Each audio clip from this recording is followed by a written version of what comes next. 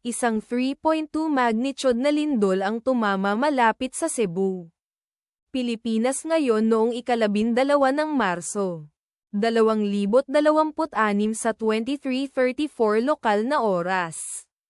O noong ika-12 ng Marso, 2026 sa 15:12 Coordinated Universal Time.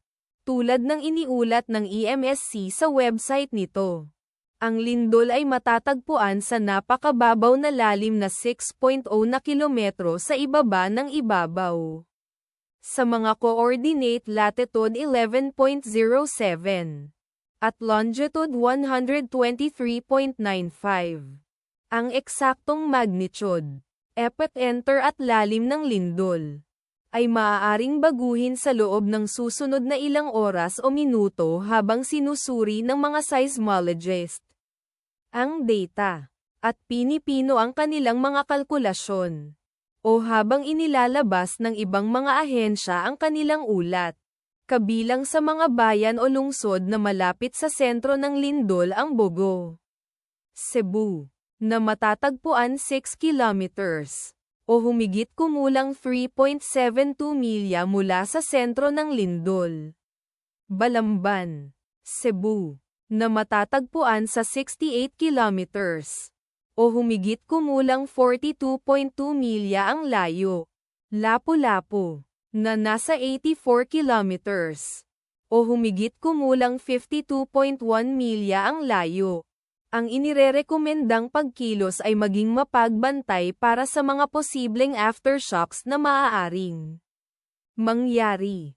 Ang taya ng panahon para sa lugar ngayong araw ay inaasahang magiging clearing sa hapon na may kasamang ulan. Ipagdasal natin na ang lindol na ito ay hindi magkaroon ng malaking epekto sa ating mga kapatid doon. At wala ng lindol. Amen. Isang 3.2 magnitude na lindol ang tumama malapit sa Cebu, Pilipinas ngayon noong ika-12 ng Marso, 2026 sa 23:34 lokal na oras. O noong ika-12 ng Marso, 2026 sa 15:12 Coordinated Universal Time.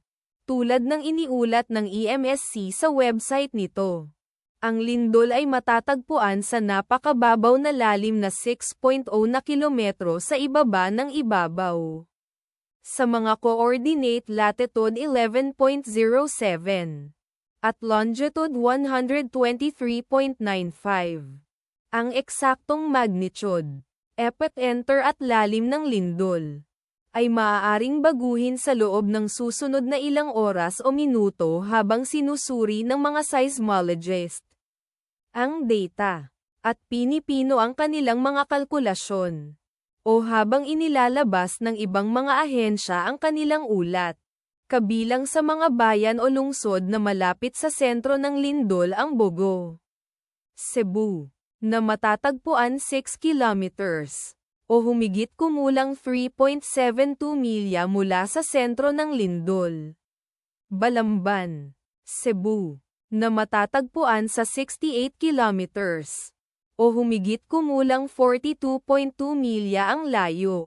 Lapu-Lapu, na nasa 84 kilometers, o humigit kumulang 52.1 milya ang layo.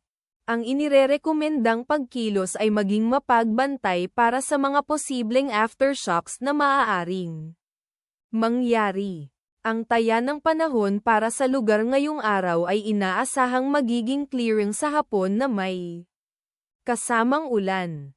Ipagdasal natin na ang lindol na ito ay hindi magkaroon ng malaking epekto sa ating mga kapatid doon.